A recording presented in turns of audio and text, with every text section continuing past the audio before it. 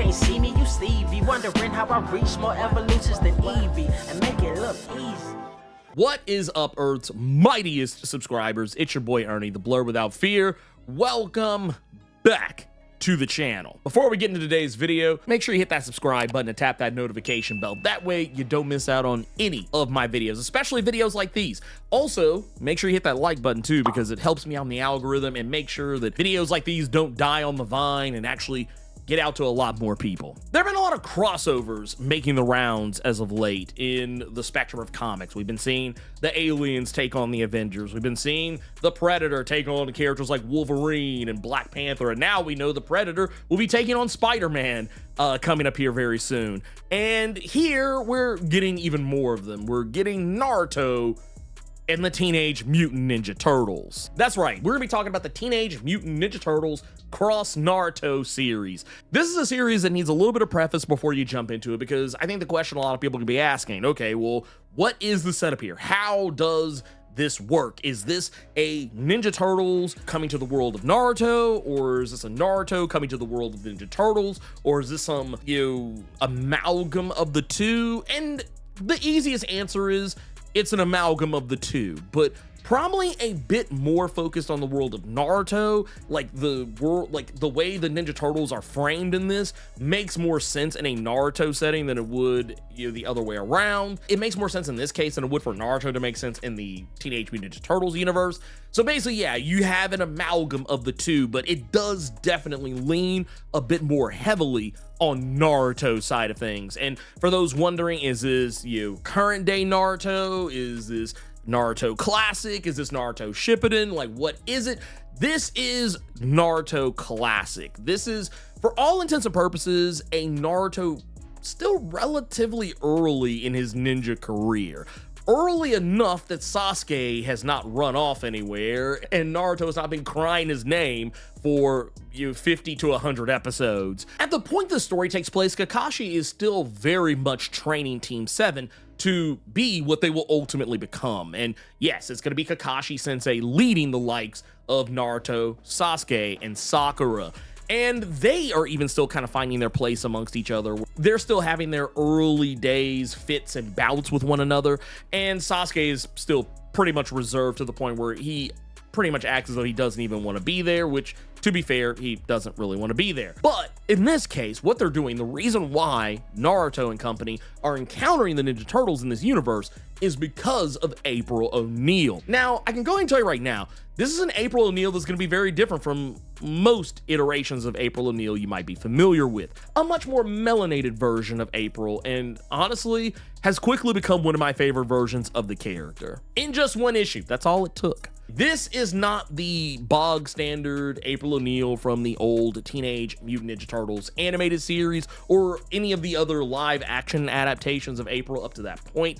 It is an April that's actually more indicative of the more recent iterations of April O'Neil in animated series like Rise of the TMNT, or in the movie Teenage Mutant Ninja Turtles Mutant Mayhem, but also with a bit of a ninja bend to her as well, kind of existing as a reporter in the world of the shinobi in the Naruto universe. Here, what we're getting is an April who also is not terribly familiar with the Turtles. She's aware that they might exist. She's aware of Baxter Stockman and his plans to take human soldiers and impart upon them animalistic properties. Now, this is what gets Naruto's ears perked up, because being someone who has been bonded to the nine-tailed fox spirit, Kurama, when he hears about humans being bonded with animal properties, you can tell that his wheels start turning and he's starting to feel a sense of familiarity to what's going on. And it makes sense. It actually makes a lot of what's going on with this crossover make that much more sense as well. And it becomes even more evident that, of course, this would not be a Ninja Turtles anything if the Foot Clan weren't involved, and the Foot Clan feel even more appropriate here than they do just about anywhere else. Albeit this time around, they're led, at least this squad is led, by longtime Teenage Mutant Ninja Turtles ally, Alopex. Now, for those unfamiliar, Alopex, under normal circumstances, is a mutant fox who initially worked with the Foot Clan, but then eventually turned over a new leaf and began working with the Turtles. Don't know if any of that's going to be present in this series. Like I said, we're only one issue in, and Alopex isn't in it for very long. She shows up just long enough for you to know that she exists, and then she pieces out. Earlier, I alluded to the fact that this might be an April who's not as familiar with the Turtles, though there are some things that would have you probably believe she at least knows more than what she's letting on. That said, when the Turtles show up, it does the classic superhero misunderstanding trope that I'm not the hugest fan of, but I will let slide here because I know there's all these sickos out here who just love seeing superheroes beat the crap out of each other when it makes no sense for them to do so when they can just have a conversation instead.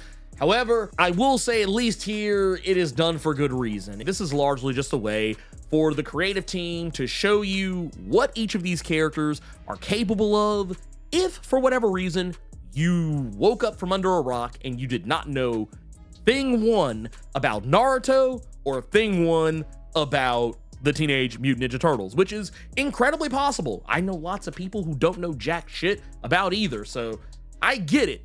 At least it is handled effectively, though.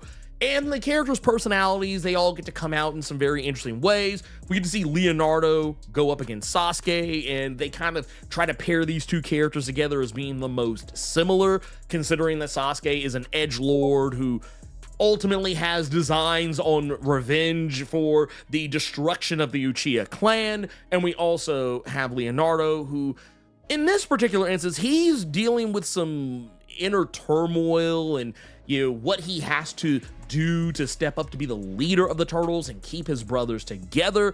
And there's also some implication that there is something that he wants revenge for, and it likely has to do with Shredder and the Foot Clan in this universe. And while at first I didn't think characters like Sakura and Raphael would match up personality-wise, it is actually a pretty fair assessment that they are put together very well considering their attitudes. Raphael is the first one to fly off the handle. Sakura has legendary levels of aggression just bubbling up within herself. So that's kind of why those two characters are put together. And honestly, it's what it is on the tin. We basically see a Sakura go up against Raphael, and they're, for the most part, pretty evenly matched, even though Raphael is very reasonably terrified of the level of power Sakura commands in her fist. And while the teams are outmatched numbers-wise, they had to put Naruto up against the goofball Michelangelo and the brains of the operation, Donatello, largely because I feel like Donatello doesn't match up well with any of the other Naruto characters,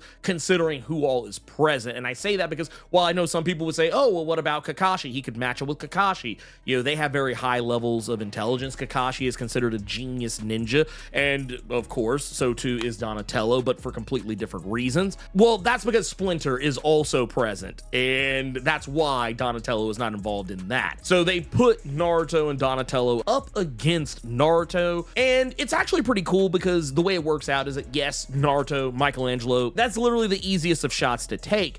They include Donatello because it also showcases that Naruto is actually incredibly intelligent, just not in a way that people like to give him credit for. He's actually, well, yes, he does a lot of dumb things early on in his career. It's also a stupidity that's born out of genius. So putting him up against Donatello as well actually works out on some level, and we kind of get to see how Naruto is able to outthink both Michelangelo and Donatello, and how Donatello and Michelangelo are able to outthink Naruto in turn. And then, of course, as I mentioned earlier, Splinter and Kakashi Sensei are going up against one another, and it makes sense because Splinter is the leader of the Turtles, Kakashi is the leader of Team 7 and their mentor, just as Splinter is a mentor to his sons, and you could easily make a case that there is some comparable level of skill, minus that pesky Sharingan. But one of the things I actually really like about this series, and what I think is really going to set it apart in a lot of ways from some other Ninja Turtle stories, is the fact that, well, for one, the Turtles, while they are definitely shinobi as you would imagine, they have their own shinobi headbands, no differently than the Leaf Village or the Village Hidden in the Sand or, you know, the Village Hidden in the Clouds. They all have their own special ninja headbands, but they also are no longer a part of what is expected to be a greater ninja clan. This greater ninja clan very likely being the Foot Clan, which is kind of puts it more in line with a lot of the other iterations of the TMNT. Though here's where things get a little funny. Depending on what version of Ninja Turtles you keep up with, whether it's the Mirage series, the original cartoon, or any of the other cartoons that came out after, or the live action movies, their origins are usually pretty different. And it seems like what Caleb Gardner is going for here, at least in terms of story, is that it's kind of a mixture of all of the above. I'm gonna go just based off the most recent continuity, and that is in the IDW universe. The Ninja Turtles are, yes, mutated animals, but also mutated animals with the reincarnated souls of a ninja family that existed back in feudal Japan. Whereas in like the original Mirage continuity, they were just animals that got mutated. And in the case of the animated series, it was revealed that Hamato Yoshi was just a guy who got turned into a rat. And it changes always depending on what iteration of the story you go with. But yeah, it seems like Caleb is going with a mixture of all of them. It seems like Hamato Yoshi has history with Kakashi, and Kakashi even says as much, that you look different from the last time I saw you, and your fighting style is still very much the same. So yeah, they have history with one another. They've met before. It seems like the mutagen was very likely used on Hamato Yoshi to turn him from human into a rat, but also at the same time, it's debatable whether the turtles are turtles that were simply mutated to being humanoid turtles, or if they were human and then got turned into turtles. That part is not been touched on yet, but at the very least we know Splinter was originally human in this continuity.